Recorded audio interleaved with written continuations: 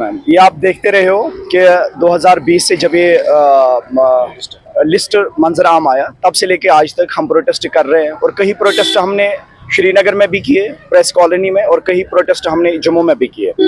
बदकिस्मती से कहना पड़ता है कि आज हमें दोबारा जम्मू आना पड़ा। कश्मीर से यहाँ पूरे 20 डिस्ट्रिक्ट से हमें कैंडिडेट्स लाने पड़े और यहाँ पे प्रोटेस्ट करना पड़ा, क्योंकि हमारे साथ गवर्नमेंट द्वारा एक वादा किया गया था कि हम एक कमेटी कॉन्स्टिट्यूट करेंगे, जो कमेटी 1 महीने में अपना रिपोर्ट दर्ज करेगी।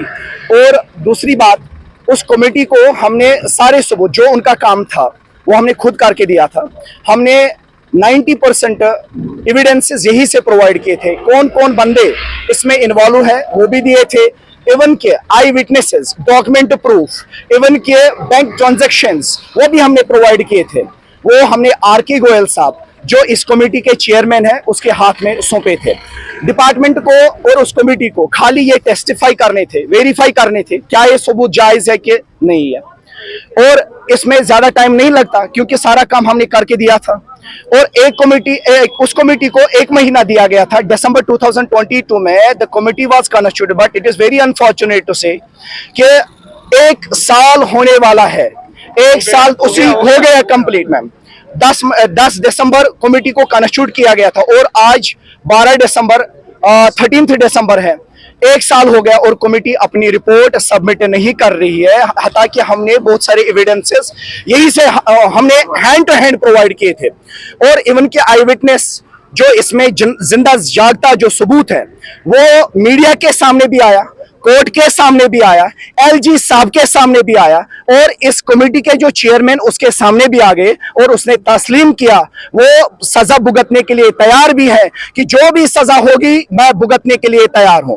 बट अनफॉर्चुनेटली ये होके भी, इतना देके भी, इतना सब कुछ करके भी हमें रोडों पे बिठाया जा रहा है पिछले 1 साल से।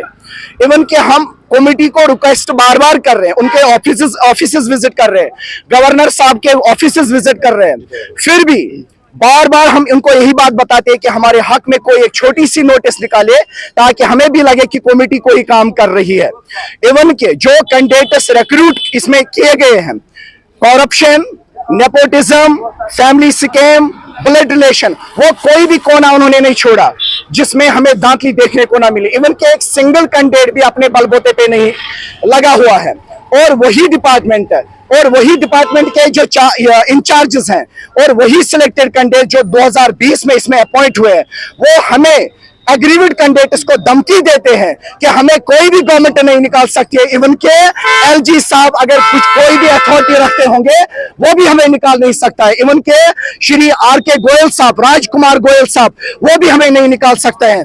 हम ये तवक्का रखते हैं, एक उम्मीद रखते हैं कि जम्मू दोबारा हमें ना आना पड़े, और हम ये उम्मीद रखते हैं कि हमें 24 आवर्स में हमारे हक में कोई प्रेस नोट रिलीज हो जाए ताकि हमें भी एक चैन मिले कि हमारे काम कुछ हो रहा है, हमारे साथ आने वाले वक्त में इंसाफ हो जाएगा, ताकि ये जवान जो अपने घरों को, अपनी जिम्मेदारियों को छोड़ के घर में कोई टंगडार से, कोई कुपवारा से, कोई बारामूला से आया मैम, और कोई जम्मू के किश्तवाड़ और कोई डोला से आए मैम, मगर सब काम छोड़ के हम ये उम्मीद रखते हैं कि ये डिपार्टमेंट हमारे हक में, ये कमेटी हमारे हक में, और ये गवर्नमेंट हमारे हक में फैसला करे। हम इसी उम्मीद में बैठे हुए और 24 आवर्स में ये रिपोर्ट पब्लिश हो जाएगी, ये तवक्का रखते हैं गवर्नमेंट में, इंशाल्लाह जरूर।